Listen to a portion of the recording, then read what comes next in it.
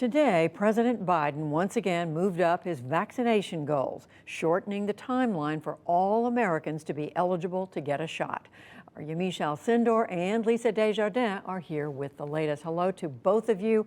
Yamiche, to you first. Tell us more about what the president is saying about moving up this vaccination timetable. Well, President Biden laid out a really ambitious timetable, and he talked about the fact that he feels like we're heading in the right direction and that there are enough people getting vaccinated, getting vaccinations, and that there are people that still need to be vaccinated, but that we should not be letting up. At the White House today, he had a message that said, yes, we're doing well, but also you have to do your patriotic duty and continue to social distance and wash your hands. Here's a little bit of what he had to say. Now's not the time to let down. Now's not the time to celebrate.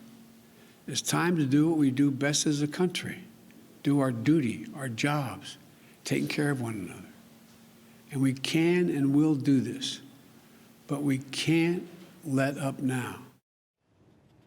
So there is President Biden laying this out, saying this is essentially a wartime effort, that people need to be looking at vaccinations as being not only good for the country, but also good for their neighbors and good for themselves. I want to lay out a little bit about what the president said in terms of a timeline, as well as the goals that he says his administration has already reached. All eligible adults will be made eligible to get the vaccine by April 19th. Now, that had been moved up from May 1st, which is when we thought all American adults were going to be made eligible for the vaccine. Also, the number of Americans vaccinated to date since President Biden has taken office is 150 million. Now, let's remember the goal is 200 million before April 30th. That's when he hits the 100-day mark in his administration. Also, he said 75% of all Americans over the age of 65, that's that critical group of seniors who are most at risk of really having complications with the virus, they've gotten at least one dose of the vaccine. But he said over and over again, if you're a senior who hasn't gotten the vaccine, you should really go out and get it. And you should also tell your neighbors to do that. And again, he couched it as a patriotic duty, saying you have to do this for your country. Interesting. And then separately, Lisa, there was news from the Senate last night giving Democrats some hope that the filibuster rule, there may be a way to get around it. Tell us about that.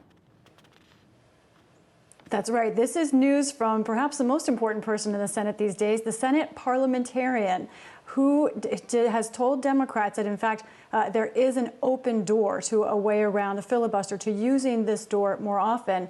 Let's just remind people, this is called budget reconciliation. And what that means is it's a process that is triggered by the budget resolution in which you need just 50 Senate votes, not 60, in order to pass legislation. Now, it's generally been limited to just one time per each budget year because it is connected to the budget. But Democrats had an idea. What if we can amend a budget? And then can we use budget reconciliation for that amended budget? So multiple bites of that apple each year.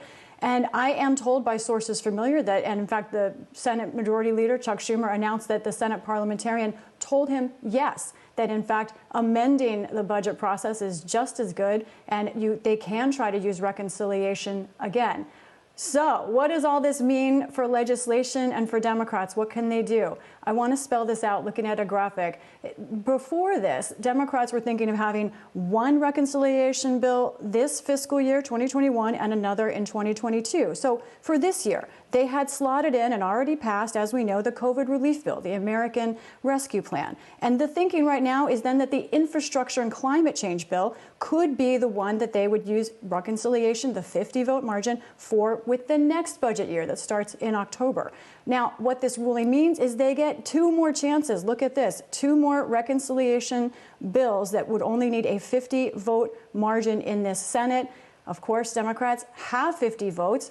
They have not decided if they will use reconciliation for any other issues, but there is a lot on the table.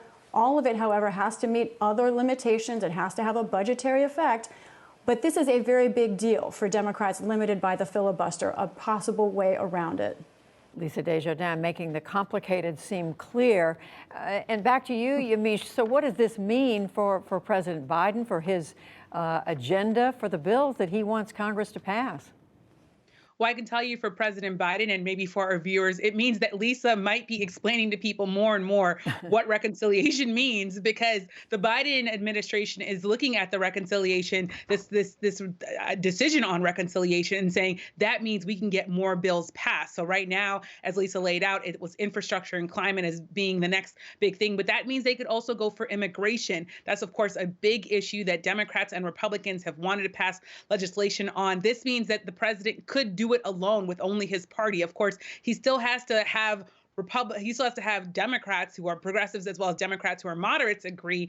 But the idea is that even if the president says he wants to reach out to Republicans, that means that he might not need them for the next bills. Now, on infrastructure in particular, why would he have to go through reconciliation? We heard Republicans talk for so long during his predecessor about infrastructure. Well, it's because President Biden wants to play for his plan with a big hike in the corporate tax rate, wanting to go from 21 to 28.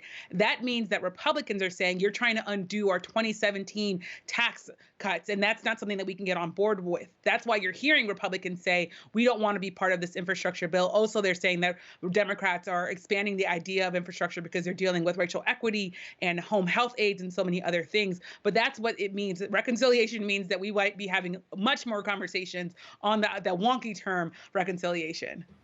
It's okay for the two of you to use it. We welcome that. But Lisa, pick up on what Yamiche is saying. What are you hearing from the Hill about the corporate tax increase proposal?